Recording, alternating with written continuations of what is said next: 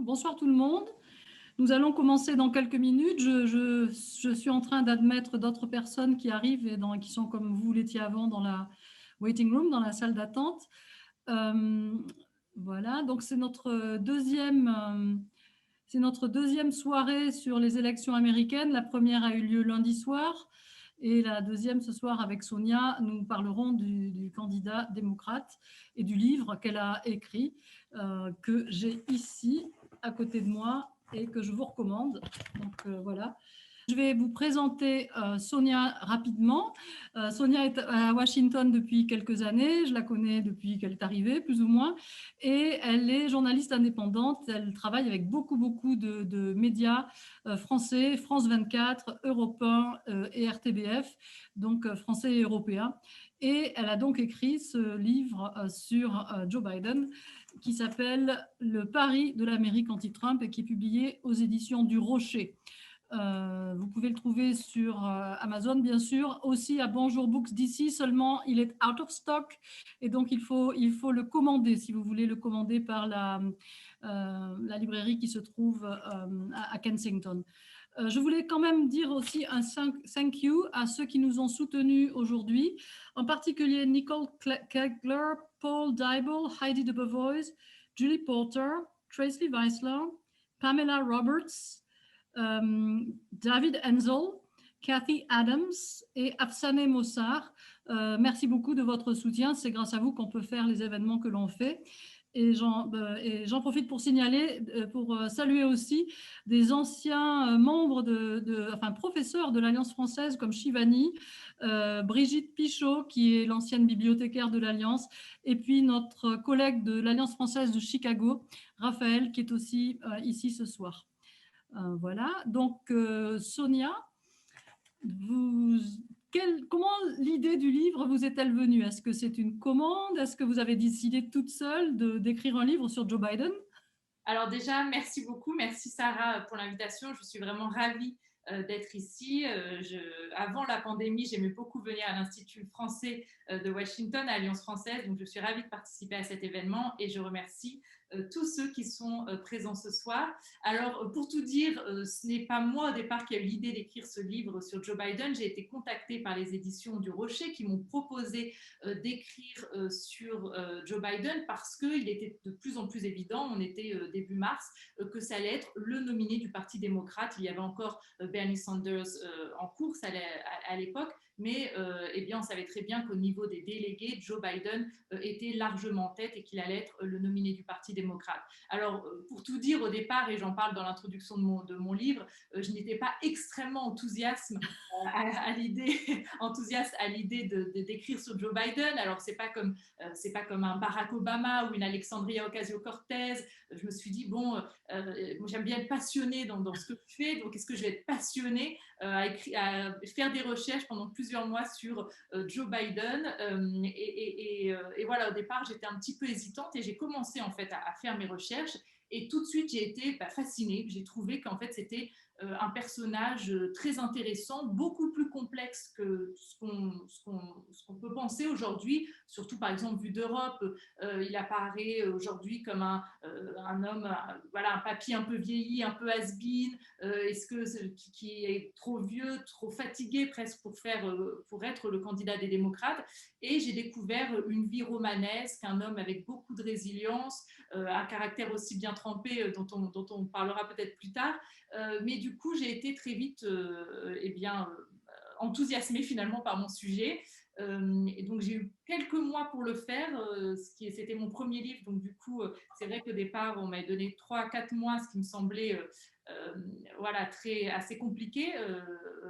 Il y a énormément de recherches à faire. Et finalement, voilà, j'ai passé 4 mois et demi à ne faire que ça, à aussi contacter beaucoup de gens qui l'ont connu ou côtoyé. Et ça a été un exercice finalement passionnant.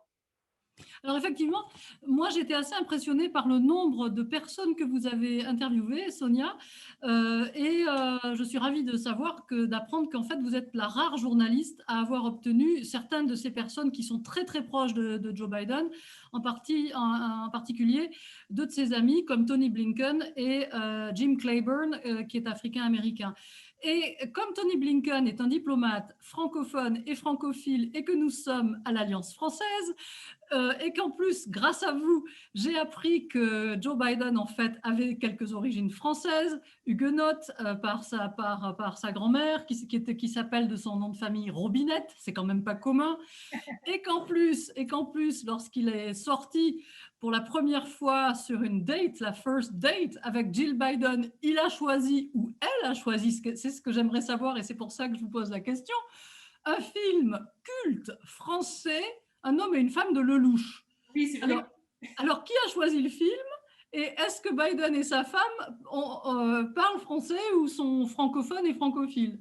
Alors c'est vrai que moi-même j'étais assez étonnée en voyant ça, j'ai trouvé ça assez chouette comme anecdote. En effet, lors de leur première date, il a amené, donc ils habitent toujours à Wilmington dans le Delaware, ils ont été dans la grande ville d'à côté qui est Philadelphie, au cinéma, au restaurant puis au cinéma. Et en effet, il a emmené voir ce film de Claude Lelouch. Alors, j'ai malheureusement pas pu interviewer Joe et Jill Biden, qui sont extrêmement occupés avec la campagne. Donc, je ne sais pas qui a choisi le film. J'imagine que c'est Joe Biden qui a eu l'air d'organiser cette soirée, voilà. Mais en tout cas, je crois qu'ils ne sont pas francophones comme par exemple Tony Blinken qui est son très bon ami et aussi son proche conseiller en politique étrangère, qui est aujourd'hui l'un de ses plus proches conseillers dans la campagne. Je l'ai interviewé, il parle très bien français, il est francophone et francophile, il a passé une partie de sa jeunesse d'ailleurs en France, et donc ils doivent dire quelques mots en français, mais en tout cas, ils ne sont pas bilingues. Mais en tout cas, je sais qu'ils ont beaucoup d'affection pour la France et pour l'Europe en général, puisque Joe Biden a été à la tête du comité des affaires étrangères au Sénat pendant de longues années, et il a fait beaucoup d'allers-retours avec la France et l'Europe. Et d'ailleurs, aujourd'hui, il a tweeté un message en direction des Français après l'attaque à Nice. Alors effectivement, je l'ai croisé 2 fois à la résidence de l'ambassadeur de France. Il était toujours charmant et toujours pressé, mais je ne lui ai jamais parlé en français. Alors, il a quand même aussi, à la lecture de votre livre, on a l'impression que Biden, il accumule les records, les records, hein, comme on dirait en français, parce que finalement, alors vous avez une formule extraordinaire, Sonia, vous avez à la page 249 dans votre livre, vous dites Joe Biden, qui essaie d'être président depuis l'époque de l'Union soviétique, n'a jamais été aussi près du but grâce à un invisible virus. Mais alors, je vais vous dire la vérité, quand j'ai lu cette phrase, d'abord j'ai trouvé que la formule était géniale, mais j'ai bien ri parce que je me suis dit, grâce à cette phrase, on est passé du XXe siècle au XXIe siècle, et donc on s'aperçoit de la longévité politique de Biden. Parce que quand même, c'est grâce aussi à votre livre qu'on apprend qu'il a été le plus jeune sénateur du pays, à 29 ans au moment du vote et à 30 ans au moment de l'investiture, et qu'il peut être potentiellement, si jamais il est élu, potentiellement il peut être le président des États-Unis le plus âgé. Donc il part du plus jeune, un plus jeune sénateur, arrivé à être le président, il serait peut-être le président le plus âgé des États-Unis. Et donc, il a aussi qu'il a été le premier vice-président catholique et que s'il est élu, il va devenir le deuxième président catholique des États-Unis. Donc, il accumule pas mal, premier colistier, le colistier du premier président africain-américain des États-Unis. Et puis, il a passé 36 ans à faire l'aller-retour sur Amtrak. Donc, vraiment, c'est le roi des records aux États-Unis, en quelque sorte. Mais cette longévité m'intrigue. Qu'est-ce que cela veut dire, selon vous, cette longévité des hommes politiques aux États-Unis, qui commence depuis l'Union soviétique et maintenant on est au XXIe siècle? Pourquoi tant d'entre eux s'inscrivent-ils aux États-Unis dans la longévité? Pourquoi ne laissent-ils pas la place aux plus jeunes? Qu'est-ce que ça veut dire pour la vie politique et les institutions politiques d'un pays comme les États-Unis, qui est un pays jeune quand même, rappelons-le? Alors, c'est vrai quand même que la longévité politique de Joe Biden est quand même assez exceptionnelle. Ça fait près de 50 ans qu'il est en politique. Il a passé 36 ans au Sénat, 8 années à la Maison-Blanche. Et donc, même si, effectivement, il y a beaucoup d'hommes politiques qui durent, lui, on le voit, a parfois été plutôt dans l'ombre. Parfois, il est revenu sur le devant de la scène, comme par exemple lorsqu'il est devenu vice-président de Barack Obama. À l'époque, beaucoup d'Américains le connaissaient très peu. Ensuite, il est retombé un peu dans l'oubli et puis il est réapparu pour cette primaire démocrate. Je pense que ce qui est quand même assez intéressant avec Joe Biden, comment expliquer aussi sa longévité, c'est qu'il a une capacité d'adaptation assez forte. C'est-à-dire que, alors parfois il est aussi très opportuniste en politique, mais il a toujours su s'adapter et a finalement avancé en parfois évitant les tempêtes. Par exemple, il a été très critiqué en 1994 pour la loi sur le crime qu'il a voté, qui a envoyé des milliers de jeunes hommes noirs en prison selon les différentes études, mais qui comportait aussi d'autres volets, par exemple en faveur des femmes. C'est vrai que son secret aussi pour durer au Congrès, c'est que c'est l'un des rares, avec comme le défunt sénateur John McCain, à avoir mis le bipartisanship, donc le bipartisme, en avant. C'est l'un des rares élus qui a toujours parlé à la fois aux républicains et aux démocrates. Donc ça, vraiment, ça lui a permis de durer au Sénat et ça le pose aussi aujourd'hui comme l'homme qui serait peut-être capable de réconcilier l'Amérique parce qu'il parle à la fois aux républicains et aux démocrates. Donc ça, c'est une chose. On voit aussi que, bon, je pense qu'il y a une personne très importante dans sa vie, c'est évidemment Jill Biden, sa seconde femme, qui est aussi aujourd'hui qui fait activement campagne à ses côtés. Il y a aussi Valérie Biden, c'est sa sœur qui est sa confidente, sa meilleure amie, qui était auprès de lui lorsqu'il a perdu sa première femme et leur petite fille dans un accident de voiture. C'est Valérie Biden qui est venue habiter avec lui pour s'occuper de ses deux fils, notamment, qui ont été blessés dans l'accident, et pour remonter le moral à Joe Biden, qui était dans un état terrible. Il dit même avoir pensé au suicide. Et c'est vrai que Valérie, je pense, comme les femmes qui entourent Joe Biden, ont toujours été aussi des bonnes conseillères, ont su, parce que Joe Biden multiplie les gaffes, il n'est pas toujours en accord avec son temps. Aujourd'hui, comme vous l'avez dit, c'est assez extraordinaire. Enfin, c'est le rêve de sa vie d'être à la Maison-Blanche et il va y arriver peut-être à 78 ans. Donc, c'est assez fascinant comme histoire. Je pense que cette campagne a bien montré comment, en fait, il arrive à s'adapter. C'est, par exemple, lorsque Bernie Sanders a abandonné la course à la présidentielle, aux primaires démocrates, aussi sous pression du Parti démocrate en raison de la pandémie, eh bien, Joe Biden a tout de suite su parler à la gauche progressiste, alors que Hillary Clinton n'avait pas su le faire il y a 4 ans. En tout cas, c'est ce que me disent par exemple les pro-Sanders, à qui j'ai beaucoup parlé, notamment pour ce livre, et ils ont vu que finalement Joe Biden, lui, tout de suite a adopté des idées de ses anciens rivaux qui sont beaucoup plus à gauche, par exemple le salaire minimum à $15. Ce ne sont pas ses idées à la base, mais il arrive toujours à s'adapter et à sentir le temps. Alors c'est pour ça aussi je parle de Jill ou Valérie ou même Barack Obama qui l'a beaucoup conseillé pendant cette campagne. Barack Obama qui lui a par exemple conseillé de faire ses groupes de travail avec une plus jeune génération parce que ses conseillers étaient aussi assez vieux finalement à Joe Biden, parfois les mêmes que sous Obama. Donc il a été conseillé pour mettre par exemple en place ces groupes de travail avec la jeune élue Alexandria Ocasio-Cortez qui fait partie d'un groupe de travail sur le climat. Il arrive vraiment à s'adapter à l'heure du temps et ça je pense que ça explique en partie sa longévité. Alors après, bon, c'est un homme politique, évidemment il a de l'ambition, ce n'est pas si étonnant qu'il se soit pas retiré avant. Il a été donc vice-président pendant les années Obama. C'était encore à l'époque pour beaucoup d'Américains, notamment les démocrates, un homme assez charismatique.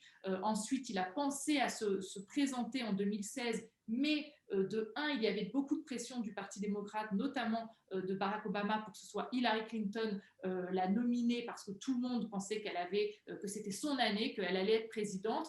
D'ailleurs, Joe Biden a dit après l'élection qu'il est sûr que si lui s'était présenté, il aurait battu Donald Trump.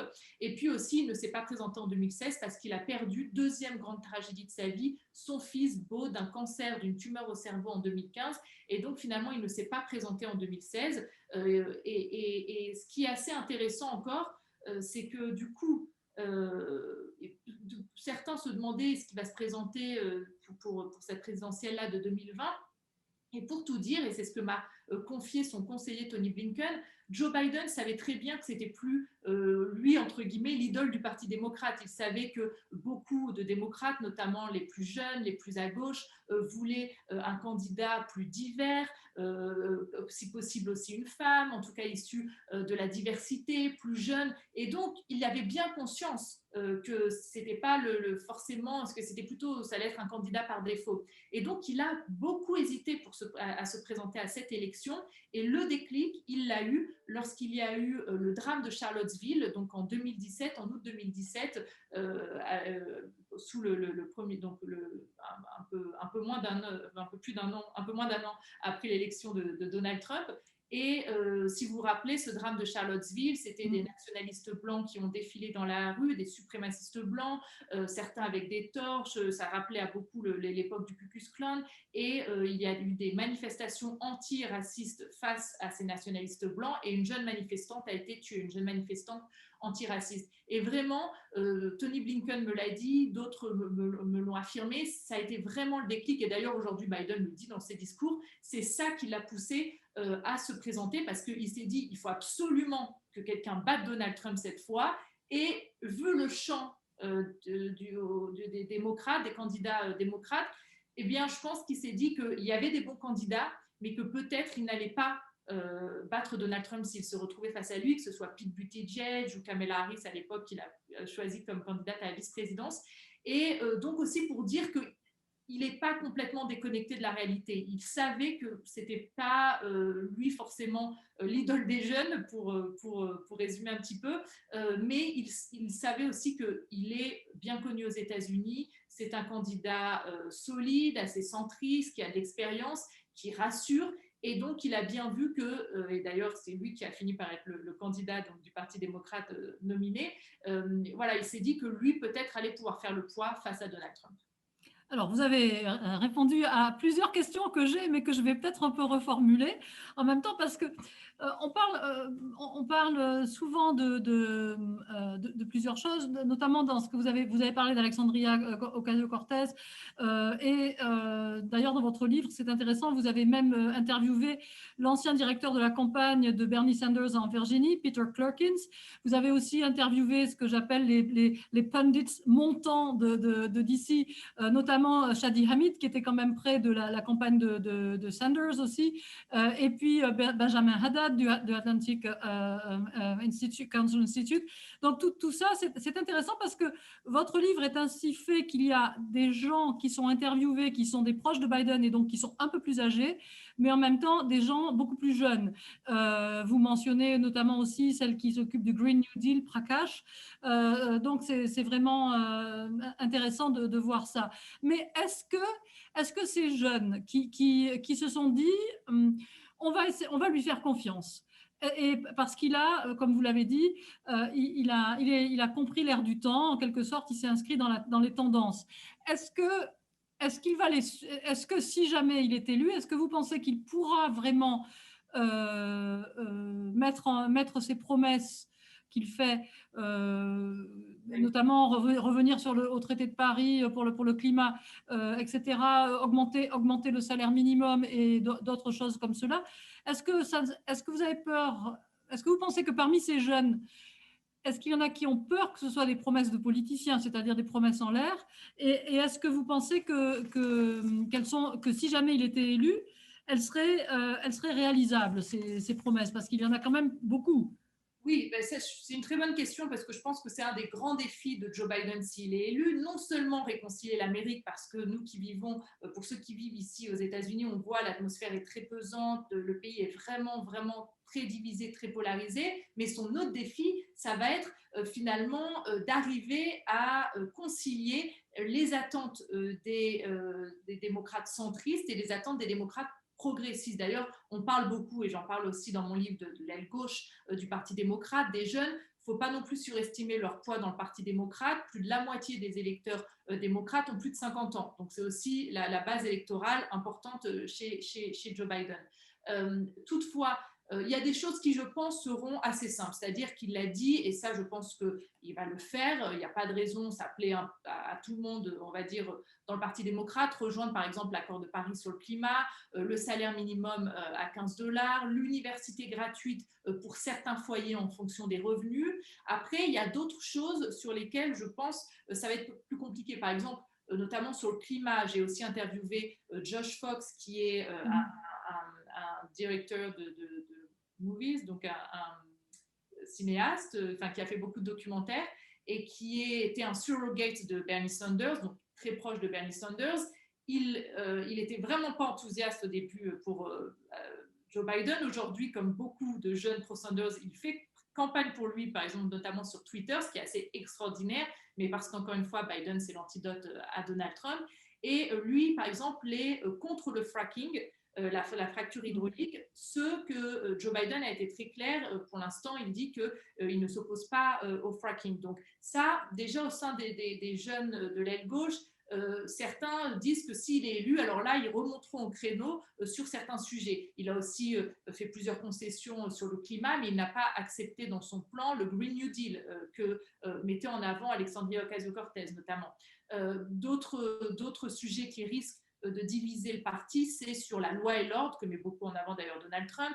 Joe Biden veut rassurer ses électeurs centristes en disant, en appuyant lui aussi sur l'importance du respect de la loi et l'ordre, le respect des policiers, mais il veut aussi satisfaire l'aile gauche, donc il dit qu'il admet qu'il y a un racisme systémique dans le pays, il dit qu'il va falloir mieux former les policiers, mais j'ai par exemple aussi interviewé l'une des cofondatrices du mouvement Black Lives Matter, qui m'a dit qu'elle voulait, comme beaucoup au sein de ce mouvement et au sein des jeunes de la gauche, des fonds de police, donc retirer du financement à la police des ressources qui lui sont allouées pour les réallouer dans la communauté, notamment en faveur des communautés africaines-américaines. Et ça, Joe Biden a déjà dit qu'il n'était pas pour définancer, pour défendre la police. Au contraire, il veut donner plus d'argent à la police, dit-il, mais pour qu'elle soit mieux formée. Donc, en effet, il est clair que s'il est élu, il y aura des défis qui vont l'attendre. Je pense que le parti est quand même assez divisé. On l'avait vu d'ailleurs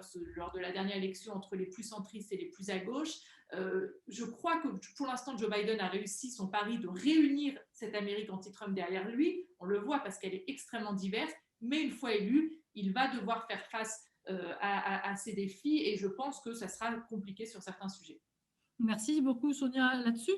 Donc, finalement, on pourrait presque penser que Biden pourrait être un président de transition, voire de transformation, à la fois de transition pour revenir à une espèce de normalité pre-Trump, et en même temps de transformation, parce que s'il rejoint, comme vous le dites, la gauche, l'aile progressiste, disons, du Parti démocrate, ça pourrait transformer à la fois et les institutions et la vie politique américaine, et en même temps, pourquoi pas, renouveler le contrat social d'une manière intéressante, notamment, et comme vous l'avez mentionné, puisque le pays en ce moment, les Américains, vivent sous plusieurs stress. Il y a le stress de la crise économique due à la crise sanitaire, mais il y a aussi le stress, je dirais presque existentialiste, philosophique, que moi qui suis américaine, je ressens aussi, parce que depuis ce qui s'est passé cet été avec George Floyd et toutes les démonstrations pacifiques ou non pacifiques qui ont eu lieu, on sent le stress, on le sent d'une manière différente que par exemple on a pu le sentir du temps après le 11 septembre, où moi je me souviens vraiment, je suis encore marquée par cela. Alors j'ai une question aussi, puisque on parle bien évidemment, et le titre de votre livre, Le pari de l'Amérique anti-Trump, le sous-titre, c'est intéressant parce que quelque part, il y a quand même beaucoup de différences, bien évidemment, entre les deux candidats, mais il y a aussi pas mal de similitudes à la lecture de votre livre, on s'en rend compte. J'en ai noté au moins trois. Disons que la première, c'est que, évidemment, Donald Trump, avec ses tweets, nous parle tout le temps de Sleepy Joe, mais en fait, à la lecture de votre livre, on se rend compte que finalement, Biden a un petit caractère de cochon, comme on dirait en français. Il se met aussi en colère, il est assez impatient. Et donc, dans ce sens-là, il prend la mouche facilement, a priori, il est un petit peu susceptible. Donc ça, c'est une première similitude que j'ai remarquée. Une autre similitude que j'ai remarquée, ce sont vous l'avez évoqué, il a des propos parfois nonchalants ou irréfléchis, c'est-à-dire ce que me dirait ma mère quand j'étais jeune, c'était tourne ta langue cette fois dans ta bouche avant de parler, un petit peu, parce que parfois il fait des gaffes. Et un petit peu comme Donald Trump quand il tweet. Donc, ma question, ça serait, est-ce que les États-Unis sont devenus plus réceptifs à cette manière de parler sans filtre? Est-ce qu'ils l'acceptent plus? Et puis, ma dernière similitude, qui est peut-être est la plus frappante à la lecture de votre livre, parce que vous avez quand même un chapitre qui s'appelle Dans la famille Biden, je demande, et qui est le titre, la formule qu'a utilisée Sonia. C'est une formule qu'on utilise en France quand on joue au fameux jeu des 7 familles. Hein. Je te demande le père, le grand-père, etc. Donc le titre m'a beaucoup amusée. Et en fait, on parle souvent du président Donald Trump qui s'entoure de sa famille, qui fait confiance à sa fille Ivanka. Mais c'est là qu'à la lecture de votre livre, on s'aperçoit que Biden fait cela. Donc, vous avez mentionné sa sœur Valérie Biden depuis toujours, sa deuxième femme Jill Biden. Et donc, je me suis demandé, moi, si c'était quelque chose de très américain, cette espèce politics is family, is a family affair, parce que quand même, le mot famille, quand on l'utilise, enfin, moi, je suis une linguiste au départ, donc le mot famille, quand on dit c'est une affaire de famille, c'est parfois aussi comme le parrain. C'est-à-dire une affaire de mafia. Donc, est-ce qu'il y a une tradition américaine qui fait que la politique, c'est une affaire de famille, ou bien est-ce qu'il y a un double standard de la part de la presse vis-à-vis de la famille version le président Donald Trump et de la famille version Biden? Ouais, alors il y a plusieurs choses dans cette question qui est, je pense, aussi une très bonne question parce qu'en effet, moi aussi, quand j'ai commencé à écrire sur Joe Biden, alors j'étais notamment étonnée par son caractère bien trempé. Il perd très vite son sang-froid. Je raconte notamment une scène qu'on m'a racontée où lorsqu'il était vice-président, il y avait un stagiaire qui avait regardé sa montre pendant une réunion. Il lui a dit Get the hell out of here, dégage de là en gros. Et tous les autres stagiaires étaient assez terrifiés. Et on parle ici du Irish temper, donc du tempérament irlandais. Et c'est vrai qu'il y a plusieurs exemples comme ça où vraiment il peut très vite perdre son sang-froid. Et puis moi, je l'ai aussi vu sur le terrain, notamment à son premier meeting à Philadelphie.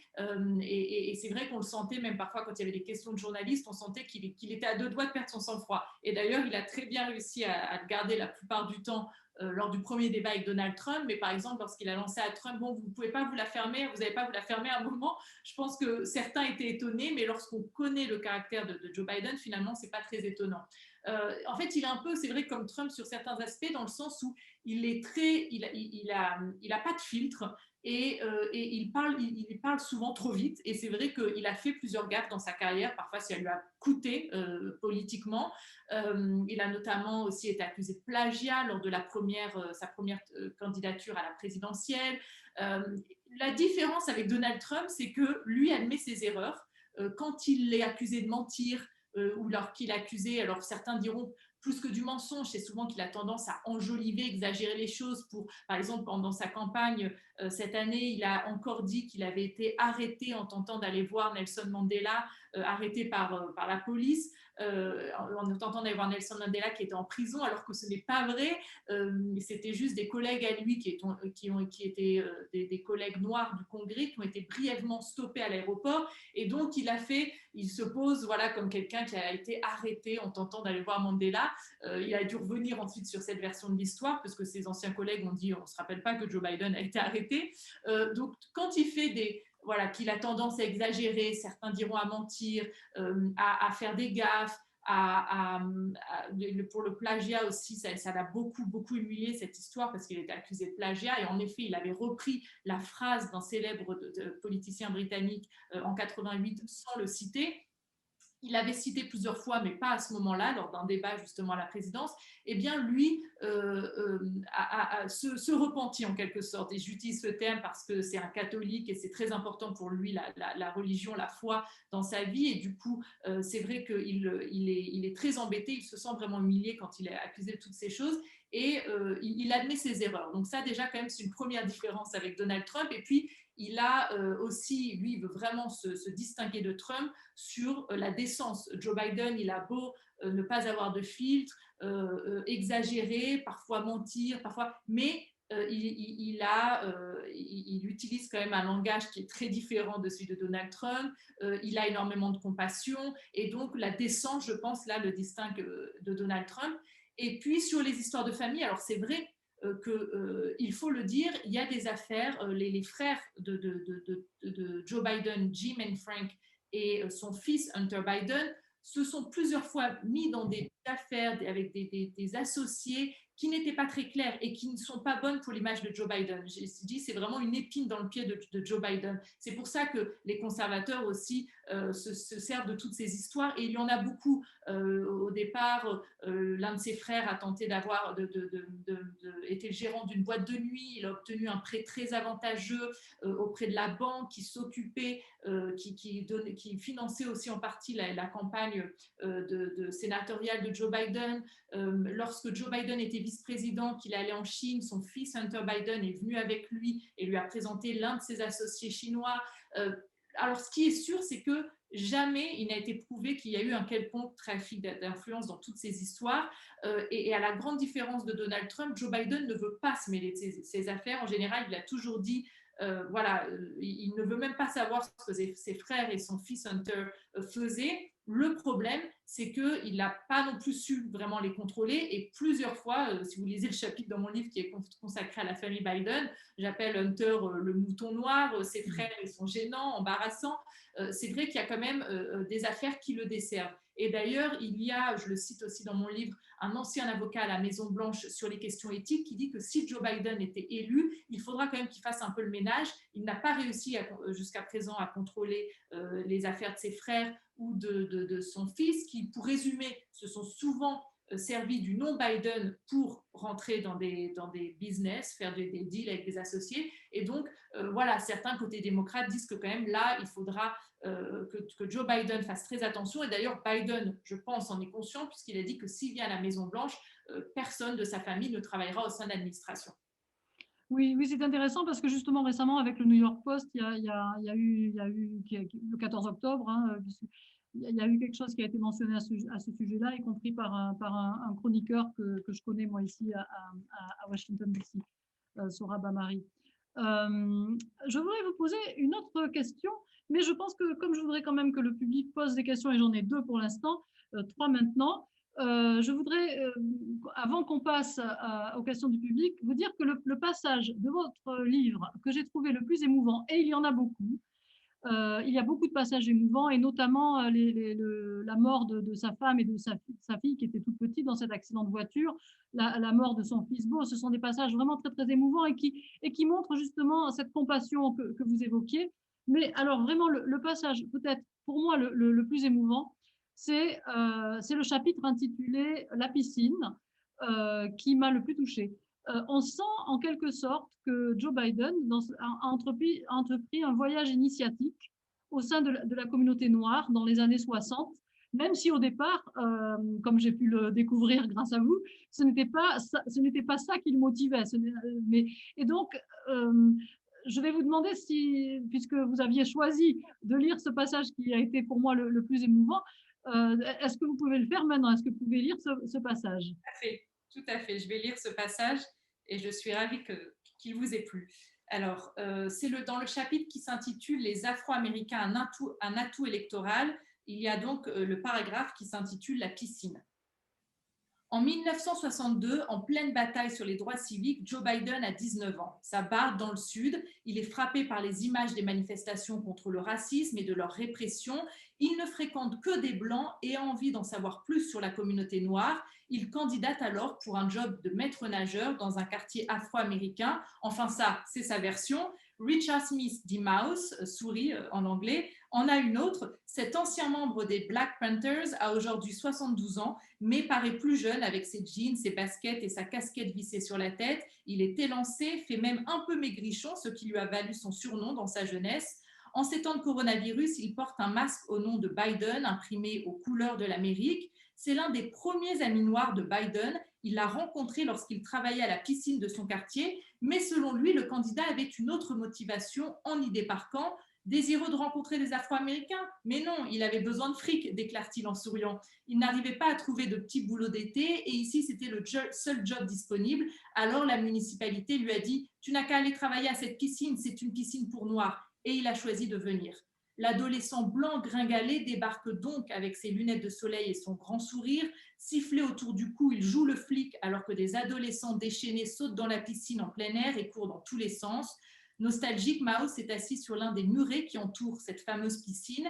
Elle existe toujours. Le bleu du bassin égaie un quartier noir, un quartier sinon triste et délabré, pas aussi pauvre qu'à l'époque, mais encore peuplé d'habitants en difficulté. Mao se rappelle. Quand Joe Biden est arrivé, il y avait des gangs partout. C'était leur QG, chacun avait son petit territoire. Au départ, les jeunes du quartier le testent en lui en faisant voir de toutes les couleurs. Certains tentent de le distraire pour que leurs camarades puissent entrer en sautant par-dessus les barrières. D'autres font exprès de l'éclabousser. Il ne se laisse pas faire. Un jour, Corn Pop, un membre du gang des Romans, l'un des plus importants dans le coin, l'attend à la sortie. Il n'a pas apprécié de se faire sortir de la piscine alors qu'il essayait d'impressionner des filles. Joe Biden s'est en plus moqué de lui devant ses amis et a même osé dire que la mère du chef de gang l'avait mal éduqué. Corn Pop a un couteau à la main, prêt à en découdre. Mouse raconte. Biden était effrayé, il était vraiment terrorisé. Armé d'une longue chaîne au cas où, il arrive à désamorcer la situation. Sur les conseils de Mouse et d'un autre maître nageur noir, il formule des excuses. Grâce à sa répartie, il gagne petit à petit le respect des jeunes du quartier. Les Romans finissent même par lui proposer de jouer tout l'été au basketball. D'autres l'invitent à dîner chez eux. Il s'immerge dans la communauté afro-américaine qui lui était jusqu'à présent si étrangère. Il explique avoir presque l'impression de vivre un échange avec des étudiants étrangers. Pour la plupart de ces jeunes noirs, c'est leur premier ami blanc et le premier qui s'intéresse à eux. Il veut tout savoir, leur pose mille et une questions sur ce que c'est qu'être afro-américain aux États-Unis. Un maître nageur noir lui dit qu'il a parfois peur de s'arrêter prendre de l'essence le soir, car un homme noir seul dans une station-service peut attirer les suspicions. D'autres lui demandent si les femmes blanches sont différentes des noirs. Les histoires que me racontaient mes amis à la piscine étaient toujours davantage teintées de confusion et de tristesse que de colère, explique-t-il dans ses mémoires. Il qualifie cette période de sa vie de révélation. Cet été l'aide à définir sa perspective sur les problèmes raciaux. Alors que Mao se remémore cette époque qui a changé en partie son destin, Dennis Williams, un ancien kid de la police devenu policier puis maire de Wilmington de 2013 à 2017, vient le saluer. Williams, le sourire aux lèvres, se rappelle. On a accepté Joe car il était cool, il faisait partie de la famille, il est sincère et a les pieds sur terre.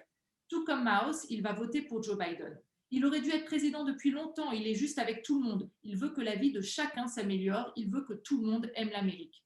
Biden et Mao ont un point commun. Mao c'est bègue. Il m'a dit, si tu veux t'en sortir, mets-toi devant un miroir et entraîne-toi à parler. Quand tu vois des gens parler, écoute la façon dont ils prononcent les mots. C'est ce que j'ai fait et je me suis améliorée. Il était comme un petit professeur pour moi. En 1965, Joe Biden rejoint même son ami à une manifestation contre le dernier cinéma ségrégué dans le centre-ville de Wilmington. C'est la première manifestation en faveur du mouvement des droits civiques à laquelle participe le jeune Biden et l'une des rares à laquelle il se rendra dans son existence. Lorsque des violences éclatent dans la ville après l'assassinat de Martin Luther King en 1968, des policiers patrouillent dans les quartiers noirs et un couvre-feu est imposé. Biden est frappé par les inégalités de traitement entre les deux communautés. Quand il commence à faire de la politique, il demande à Mouse d'être son garde du corps. Ce dernier remplit plutôt le rôle de fixeur dans les quartiers noirs de Wilmington. Cet été le marque profondément et va l'influencer politiquement. Il fait de l'expansion des logements sociaux une priorité lorsqu'il est candidat aux élections municipales en 1970, ce qui énerve de nombreux habitants blancs qui n'ont pas envie d'avoir des voisins noirs. Il surnomme Joe Biden Nigger Lover, celui qui aime les négros, un terme devenu très péjoratif dans les années 1970 aux États-Unis. Il n'oublie pas Mouse et ses copains alors que tout les sépare de plus en plus. Les deux amis restent en relation au fil des années. C'était comme un grand frère pour moi, explique Mouse. Il assure que l'élu a une influence extrêmement positive sur lui. On venait de milieux différents, j'étais un enfant à problème, il avait une famille solide, j'avais plusieurs choix devant moi, aller en prison, me faire tuer ou galérer toute ma vie, mais j'étais son ami et je devais donner la meilleure version de moi-même, car il faisait de la politique puis a été élu et il fallait que je le respecte, lui et sa famille. Il ne pouvait pas être associé à un gangster. Mouse devient le directeur de la NAACP, l'Association nationale pour la promotion des gens de couleur dans le Delaware. Dans ses arguments contre le busing, Joe Biden s'inspire notamment de son ami pour qui intégrer des élèves noirs de force dans des écoles blanches est une erreur. On avait très bons professeurs de bons lycées et nos enfants ont dû être conduits en bus en dehors de notre communauté pendant 10 ans. Les Blancs ne voulaient pas du ramassage scolaire, nous n'en voulions pas non plus. Mouse choisit Joe Biden, devenu sénateur de Delaware, comme témoin à son mariage. Il est venu avec Jill, ils m'ont offert un chandelier en cristal, les gens étaient étonnés de le voir. Il fait du lobbying auprès de la municipalité pour que la piscine porte le nom de son ami. Elle est donc renommée Centre aquatique Joseph R. Biden Jr. En 2007, pour la cérémonie, Joe Biden est là. Il s'assoit en costume bleu sur la chaise de maître nageur et déclare « Je vous dois beaucoup. J'ai énormément appris ici. » Mouse confie fièrement « Vous savez, c'est un blanc et dans une communauté noire, avoir une piscine à son nom, c'est spécial. » Au cours des années, chaque fois que Biden revient dans sa ville, il présente son ami d'enfance à ses invités. Mouse est fier de montrer une photo de lui aux côtés de l'ancienne secrétaire d'État américaine, Madeleine Albright. Joe Biden au milieu les tient chacun sous un bras, tandis que tous trois affichent un large sourire. Il a aussi de nombreuses photos avec sa sœur, Valérie Biden, et ses 3 enfants. Beaucoup ont été prises pendant la campagne électorale de 2008. Mouse a été invité plusieurs fois à la Maison-Blanche pendant les mandats Obama-Biden et n'a Dieu que pour l'ancien vice-président. Je n'avais pas grand-chose à faire d'Obama. Ce qui m'intéressait, c'était Joe. Il révèle même certaines confidences. Il m'a dit un petit secret. Il ne voulait pas être vice-président. Il avait énormément de pouvoir au Sénat. Il faisait ce qu'il voulait. Il m'a dit « Mouse, je vais tout perdre. J'aurai même plus mon propre téléphone. Je ne pourrai plus marcher où je veux. » Mais il l'a fait et c'était la bonne chose à faire car maintenant, regardez, c'est lui le candidat désigné à l'élection présidentielle. Il fait activement campagne pour son ami d'enfance. Il est notamment allé dans le New Hampshire pour y faire du porte-à-porte. Mouse et Joe Biden s'appellent régulièrement. L'ancien leader afro-américain est persuadé que son ami va l'emporter. Il va gagner. Si les États-Unis ne changent pas maintenant, on va perdre notre constitution et on va se retrouver avec une dictature. Merci Sonia pour ce passage qui est vraiment intéressant parce que tout à l'heure je parlais de longévité politique, mais ce n'est pas que la longévité politique qui marque Joe Biden d'après votre livre. Hein. Moi, je ne le connais pas, je n'ai pas eu l'occasion de parler à tous ces gens-là. C'est comme qui dirait aussi, en plus de la compassion et de la longévité politique, il y a une certaine fidélité à ses amitiés. Et c'est vrai qu'il aurait pu utiliser cet argument « je suis un homme fidèle en amitié » pour sa campagne présidentielle, mais il ne l'a pas fait. Et donc, pensez-vous quand même, parce que même s'il a été ami avec, et qu'il est toujours ami avec Mouse, avec Jim Clyburn, par exemple, est-ce que vous pensez que ce message, ce qu'il a découvert, ce qu'il a appris, ce qu'il a intégré de la communauté africaine-américaine, est-ce qu'il est capable de faire passer ce message aux jeunes noirs américains maintenant, dans le cadre de ce que nous vivons avec le Black Lives Matter? Est-ce que vous pensez qu'il peut faire ça? C'est ce qu'il tente de faire. Et c'est vrai qu'il y a quelque chose qu'on n'a pas mentionné,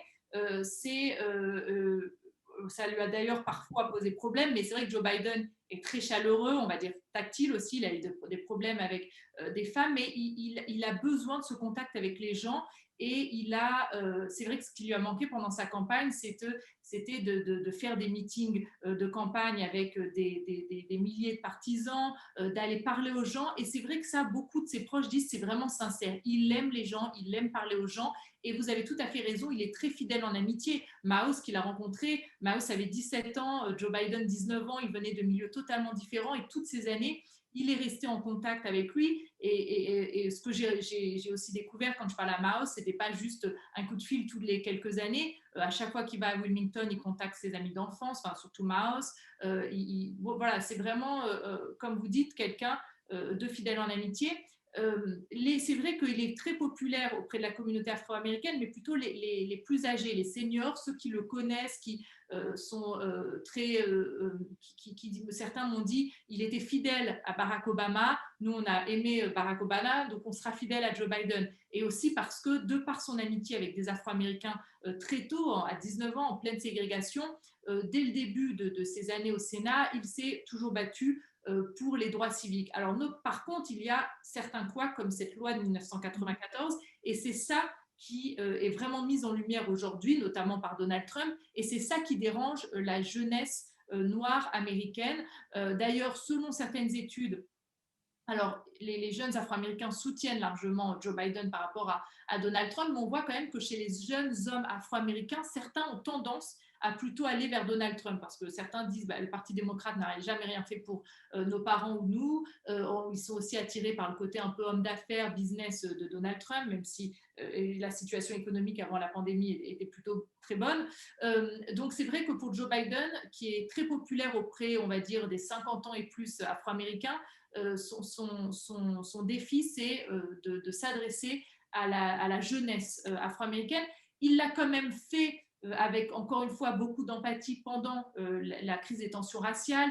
Il a appelé la famille de George Floyd, cet Afro-Américain qui est mort étouffé sous le genou d'un policier blanc. Il a appelé sa famille avant Donald Trump. Il s'est rendu auprès de sa famille dans leur maison. Il a parlé à la petite fille de George Floyd. Et ça, évidemment, c'est un homme politique, alors il le fait aussi pour sa campagne, mais les gens qui le connaissent diront que c'est sincère. C'est quelqu'un qui a toujours eu à cœur d'aider les Afro-Américains.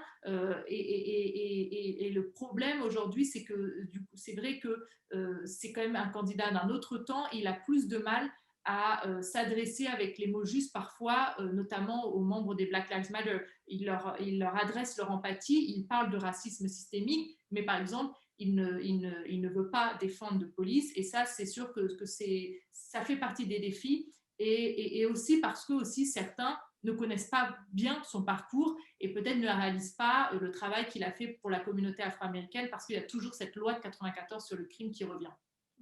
Alors, les questions du public, nous avons Peter Droppert qui a posé une question intéressante. Pensez-vous qu'un président Biden durera 4 ans ou cherchera un deuxième mandat potentiel, ou bien pensez-vous que son personnage suggère qu'il pourrait démissionner et laisser Kamala Harris devenir président? C'est une vraiment bonne question. Oui, oui. Alors, c'est vrai que Joe Biden, et c'est comme ça aussi qu'il tente de séduire les jeunes, il se présente vraiment comme un candidat de transition. C'est ce que vous avez dit tout à l'heure, et c'est vraiment vrai. D'ailleurs, c'est aussi assez intéressant parce qu'au départ, il se présentait comme le candidat du retour à la normale face au révolutionnaire Bernie Sanders. Il ne voulait pas faire de vagues, il voulait juste un retour à la normale dans cette Amérique. Et aujourd'hui, il ose parler de transformation, voire de révolution. Donc ça, c'est intéressant, il y a eu cette dynamique.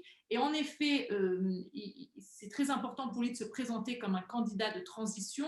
C'est aussi pour ça qu'il a fait ce geste envers les jeunes et envers aussi les minorités de choisir Kamala Harris.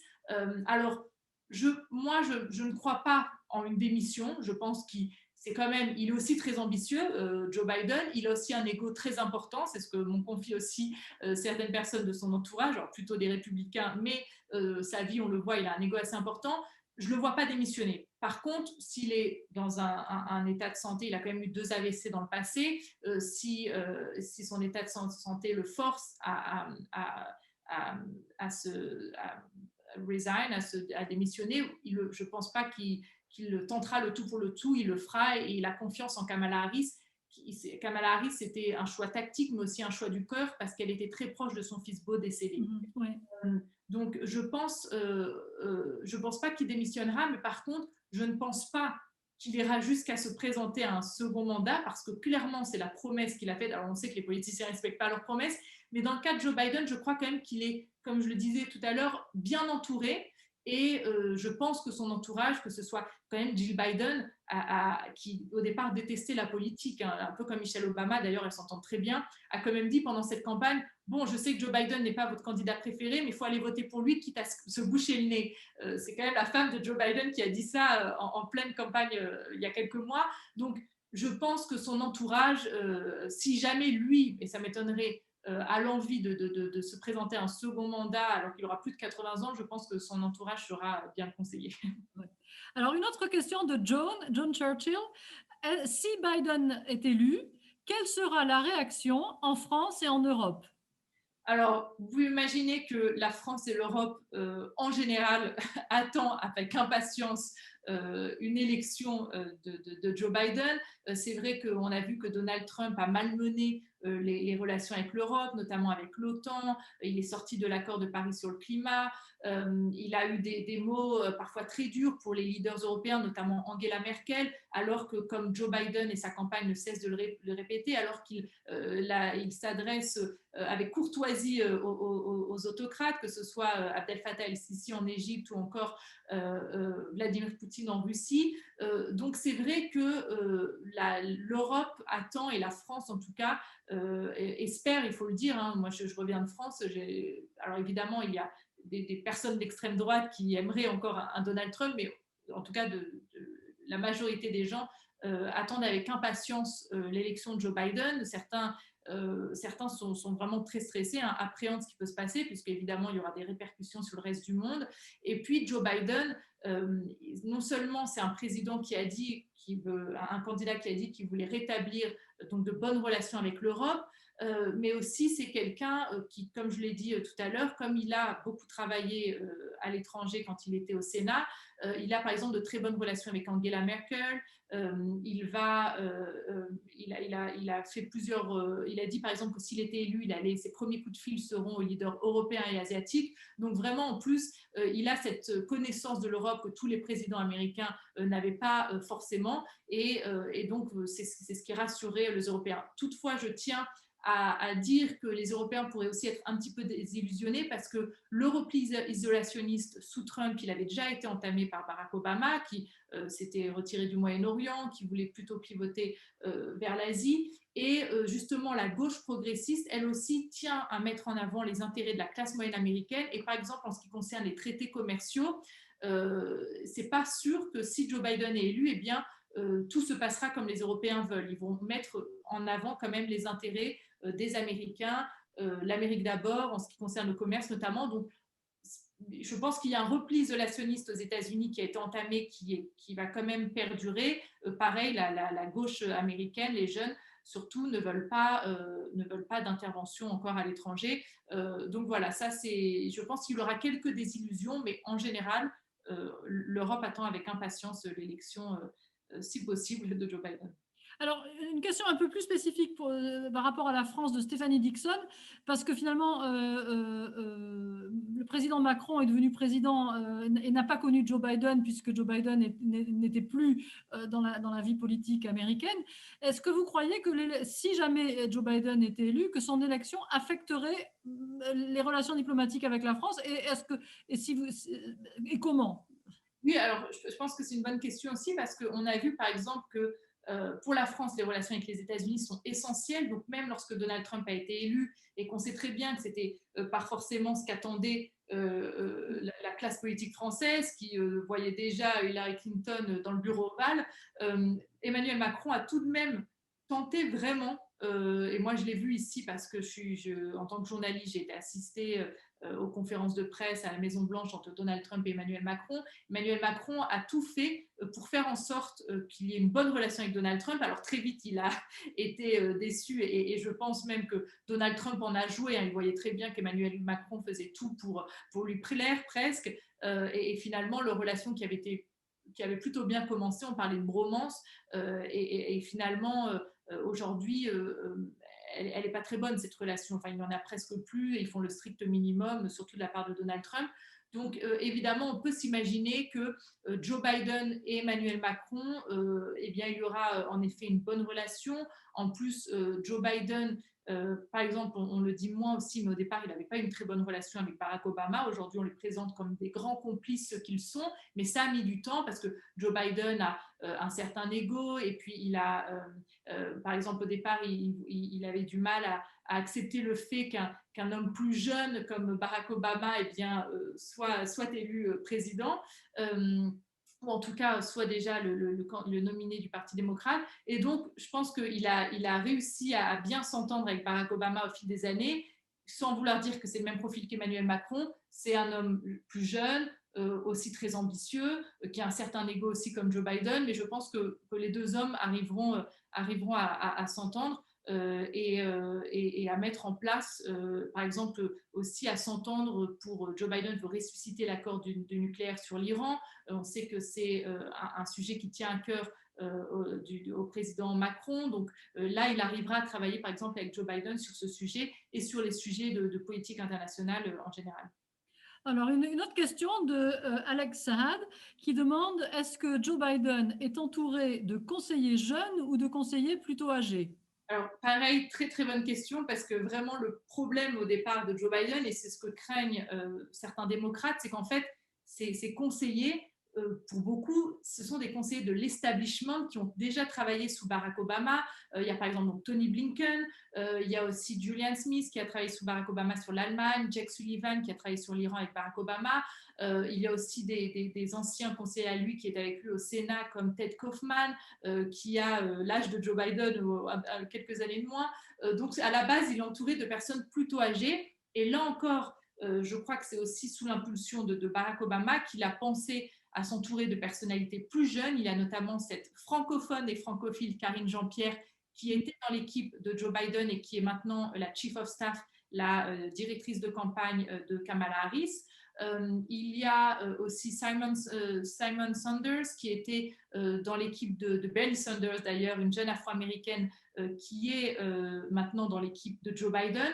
Donc, à la base, il est entouré de vraiment personnes âgées. Il a su, encore une fois, s'adapter et s'entourer de personnes plus jeunes, issues de la diversité. Mais s'il est élu, ses conseillers seront quand même plutôt plus âgés. Ça ne sera pas forcément tous ces jeunes qu'il essaie de mettre en avant tout de même. Et là encore, je pense que la gauche progressiste va faire en sorte quand même qu'il soit entouré par davantage de jeunes, que pour l'instant, c'est vrai que dans ceux qui ont les gros postes, on va dire, c'est quand même des personnes plus âgées. Mhm. Oui, c'est intéressant ce que vous dites parce qu'effectivement, même s'il s'est entouré, comme vous l'avez remarqué maintenant, de personnes beaucoup plus jeunes, s'il était élu, il faudrait qu'il prenne peut-être probablement pour pouvoir respecter ses promesses, certaines personnes jeunes avec lui, non seulement conseillers, mais au niveau peut-être même de chef de cabinet. Oui, alors il parle aussi par exemple de Pete Buttigieg, c'est possible qu'il donne un poste de ministre, donc en tout cas un département à Pete Buttigieg. Pour avoir des femmes, c'est possible qu'il prenne aussi Elizabeth Warren. Mais bon, voilà, il va falloir faire des efforts pour en effet donner un signal fort dès le début de la transition, parce que son équipe de transition va très vite se mettre en place. Et alors, une question de Hafsi Mobasser. Si Joe Biden gagne, comment va-t-il rassembler cette nation dangereusement divisée? Oui, eh ben alors c'est, je pense, son plus grand défi.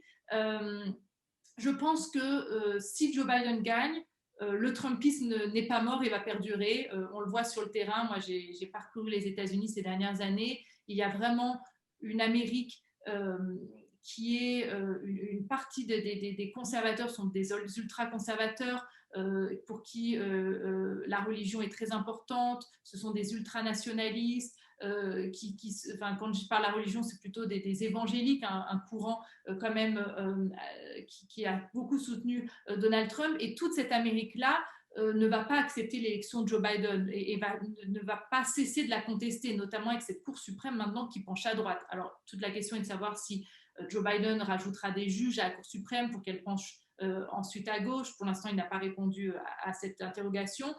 Mais c'est vrai que ça va être un gros défi. Donc, je pense qu'il y aura toujours une sorte de Trumpisme qui perdurera. Je pense qu'il a vraiment, Trump a su capter ce qui se passait dans l'Amérique et ces Américains que j'ai rencontrés seront toujours là, ils ne vont pas accepter l'élection de Joe Biden, mais ils se feront peut-être de moins en moins bruyants, de moins en moins entendre, et puis ça restera peut-être une plus faible minorité, alors qui pourra peut-être faire des actions assez marquantes, comme on a vu avec le alt-right, l'extrême droite américaine. Mais peut-être que finalement, cette Amérique qui est très remontée, qui n'acceptera pas l'élection de Joe Biden, au fur et à mesure, elle sera de plus en plus minoritaire parce que Joe Biden a quand même cette capacité à rassembler les gens. Il a vraiment beaucoup de compassion et je pense que beaucoup d'Américains, dans cette époque où il y a tellement de crises économiques, sanitaires, les tensions raciales, vont finalement apprécier d'avoir un président normal, alors peut-être un peu boring, comme on dit ici, ennuyeux, mais je pense qu'il va réussir à apaiser, en tout cas l'Amérique. Peut-être pas tout de suite à la réconcilier, ça prendra du temps, c'est sûr, mais je pense vraiment que c'est une personne qui a toutes les capacités d'apaiser les tensions parce qu'elles sont très fortes. On ne sait pas ce qui va se passer au lendemain du résultat. Si même on aura le résultat, ça va sûrement prendre un peu de temps. Mais je pense que s'il y a de la contestation du côté des conservateurs et des pro-Trump, je pense qu'au fil du temps, elle sera moindre. Sinon, on va peut-être passer par des périodes un peu chaotiques, mais je pense que voilà, Joe Biden saura parler aux Américains des deux bords. Alors c'est vrai que lundi soir, quand nous avions donc Jérôme Cartillet de AFP et Gilles Paris du Monde, une des dernières questions qui ont été posées, c'était on leur a demandé un peu leur pronostic. C'est comme quand on joue au tiercé en France et qu'on vous demande quel est le cheval gagnant d'après vous. Donc, est-ce que vous pensez et j'ai beaucoup apprécié leur réponse, qui était très intéressante. Donc vous, est-ce que vous pensez que Joe Biden a des chances? Ou est-ce que vous pensez que les démocrates risquent de se retrouver surpris? Non, alors moi je pense que Joe Biden a des chances, d'ailleurs sinon je n'aurais peut-être pas écrit ce livre, mais je pense depuis le début, et d'ailleurs je l'ai vraiment souligné dans mon livre, la mobilisation va être clé. C'est vraiment ce qui a péché en 2016. Alors moi je pense qu'il ne faut pas être traumatisé par 2016, beaucoup font le rapprochement avec ce qui s'est passé avec Hillary Clinton.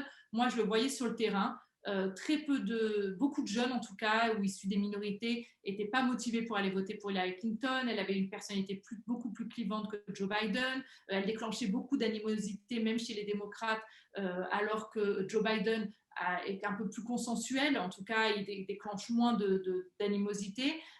Et puis surtout, les démocrates étaient persuadés que de toute manière, elle allait gagner. Donc la mobilisation était quand même faible, notamment chez les jeunes et les minorités. Là, on le voit déjà avec le vote anticipé, la mobilisation s'annonce historique. Pareil, surtout c'est chez les jeunes qui ont vraiment, c'est ce qui a manqué en 2016, même si au final Hillary Clinton a eu plus de voix au vote populaire que Donald Trump. Il faut que la mobilisation soit forte dans les États clés, puisqu'on sait que tout se joue dans les États clés. Moi j'ai l'impression et vraiment de tous les gens aussi que j'interviewe depuis ces dernières années qui n'ont pas été votés il y a 4 ans mais qui me disent que maintenant ils vont aller voter, les jeunes de la gauche, de l'extrême gauche qui vont se mobiliser, les jeunes afro-américains qui étaient moins mobilisés aussi, parce que Joe Biden, c'est sûr, il a le vote des seniors, ça lui est acquis. Donc vraiment, ce qu'il fallait mobiliser, ce sont les jeunes et les minorités. Et ce que je vois sur le terrain, c'est qu'ils sont beaucoup plus mobilisés que 2016. Donc moi, je pense qu'il a vraiment une chance de gagner. Par contre, le vote dans les États clés est serré. Et c'est par exemple, si jamais Donald Trump remporte la Pennsylvanie, ça va être très compliqué pour Joe Biden. Si en plus il remporte la Floride, enfin c'est plié. Donc, et on sait par exemple qu'en Floride, les sondages sont très serrés, notamment parce que Joe Biden est beaucoup moins populaire auprès des hispaniques, par exemple, que des Afro-Américains. Et le vote hispanique va être très important cette année. Il est de 13%, alors que les Afro-Américains, ça représente 12% de l'électorat. Et notamment en Floride, parce que les Cubains reprochent encore à Obama ce rapprochement avec Cuba, entre Cuba et les États-Unis. Donc, je pense qu'il y a quand même un vrai suspense parce que tout va se jouer dans les États clés. Donc, oui, Joe Biden peut gagner. Oui, il devrait même gagner vu les chiffres. Mais tout peut se passer en fonction de la mobilisation dans les États clés. Alors, on va prendre la dernière question que Alex Saad vient d'entrer et que je compléterai avec quelque chose que je voulais vous demander, mais que je m'étais dit finalement je ne demanderai pas. Donc, Alex Saad demande quelle politique, selon vous, mènerait Biden au Proche-Orient? Et moi, parce que donc j'ai lu votre livre, ça m'a assez intéressé de voir ce que vous avez écrit, notamment sur Joe Biden a dit que l'Arabie Saoudite deviendrait un État paria. Et notamment, moi, ce que j'aimerais savoir aussi, c'est est-ce qu'il permettrait, il renégocierait avec l'Iran un Iran Deal, et est-ce qu'il mettrait fin justement au banning de no Muslim visa? Parce que Obama a souhaité plutôt se sortir du Moyen-Orient, mais quand même, dans quelle mesure, parce que à la lecture de votre livre, le livre a été publié juste avant que ces accords qui paraissent comme historiques entre Israël donc, et certains pays du Moyen-Orient que je qualifierais d'élargis, puisque ça va jusqu'au Soudan.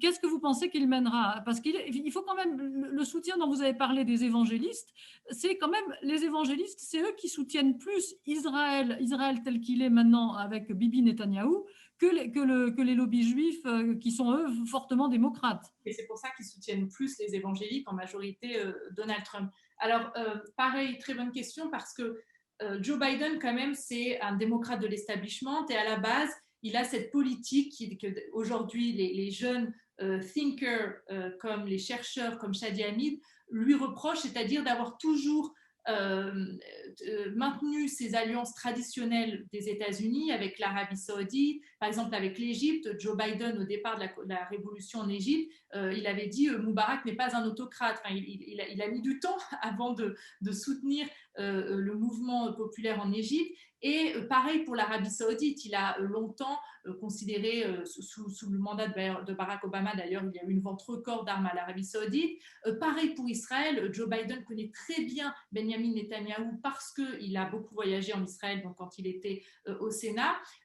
Et donc là, il était attendu au tournant par la gauche progressiste. Et là, c'est intéressant parce que pendant cette campagne de 2020, il a fait un tournant en empruntant plutôt des idées, encore une fois, à Bernie Sanders et Elizabeth Warren, en déclarant qu'en effet, l'Arabie Saoudite serait un État paria, en condamnant l'Arabie Saoudite après le meurtre du journaliste Jamal Khashoggi. Il a aussi eu des mots plus durs à l'égard de Benjamin Netanyahou, qui est pourtant un proche, en disant qu'il regrettait qu'il soit allé de plus en plus à droite ces dernières années, en disant aussi qu'il condamnait la colonisation israélienne en Cisjordanie notamment. Donc ça, c'est intéressant parce que là, encore une fois, Joe Biden s'adapte, et lui, qui a une politique démocrate plutôt traditionnelle, quand même a été plus dur envers des alliés de l'Amérique. Et donc, on peut s'attendre. Alors, il n'y aura pas non plus de relations révolutionnaires. Par exemple, c'est vrai qu'il aura toujours de bonnes relations avec l'État hébreu. Il mettra en avant le dialogue, même avec la Russie, alors qu'il est très critique aujourd'hui de la Russie. Hein. Donc, au Moyen-Orient, je pense qu'il va un peu plus adopter les idées de la gauche progressiste, en sachant quand même que c'est un démocrate qui sera entouré, notamment pour sa politique au Moyen-Orient. Il faudra voir les conseillers qu'il a, mais si c'est Tony Blinken, c'est encore une fois assez traditionnel.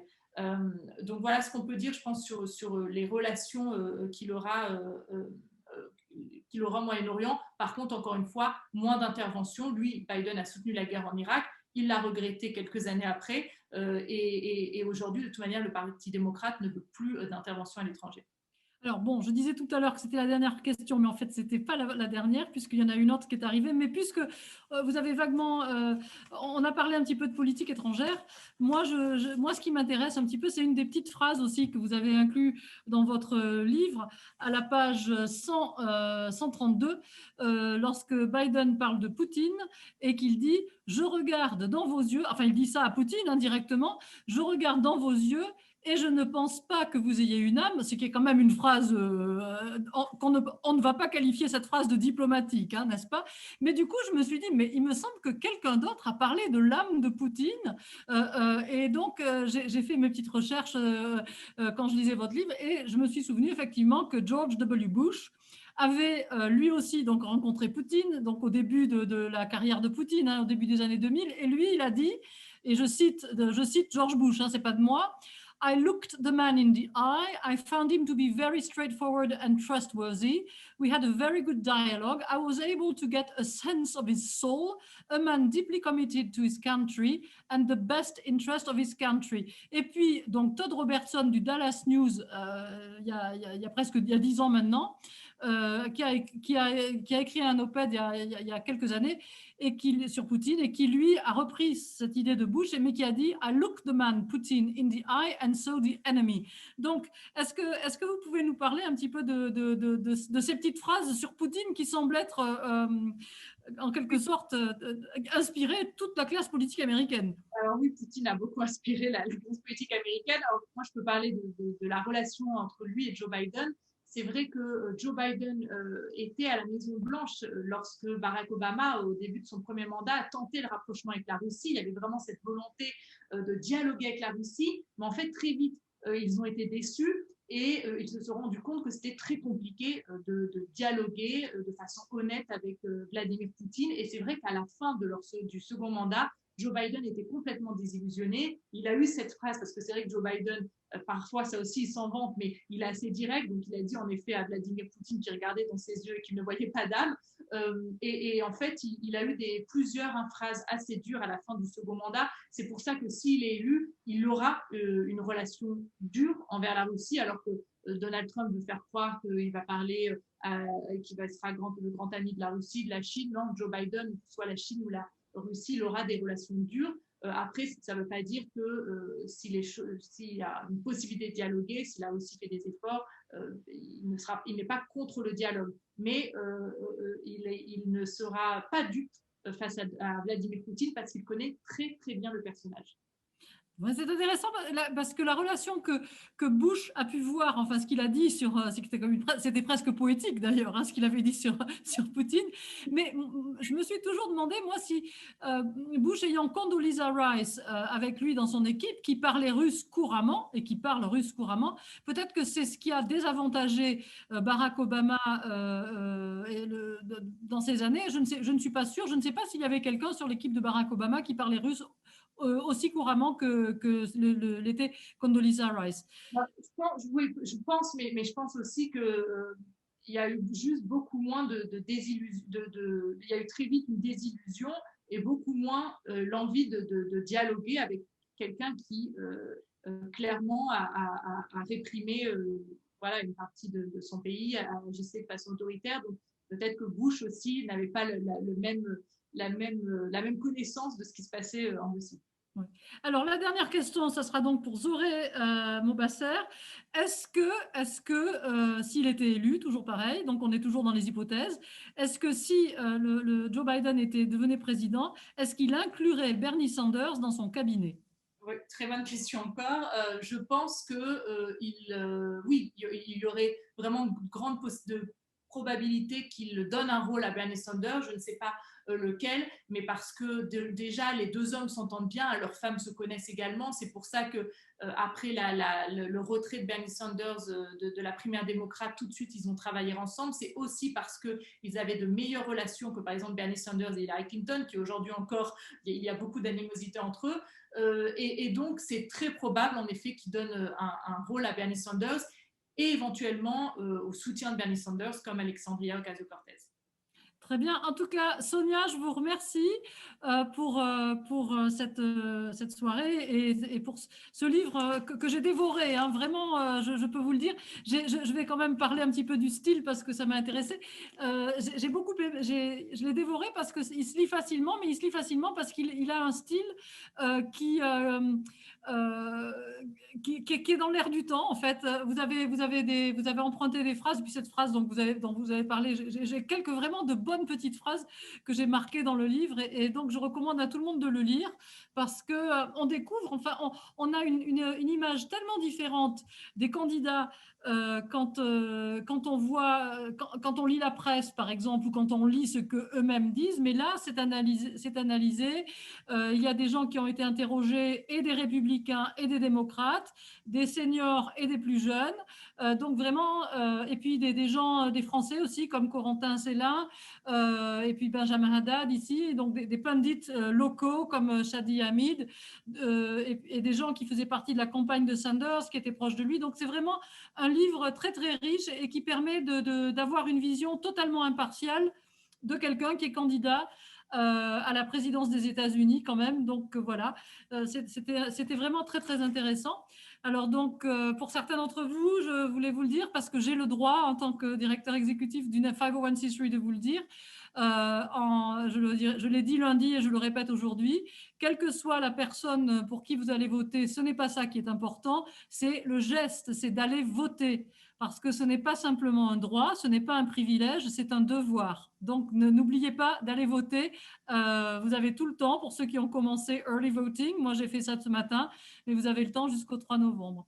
Bonne soirée à tous et je vous rappelle que dans quelques semaines, nous aurons une version éditée donc, de cette soirée et ça sera mis sur le YouTube channel de l'Alliance française et vous recevrez le lien pour si vous souhaitez revoir l'émission ou la faire passer à vos amis qui n'ont pas pu y assister.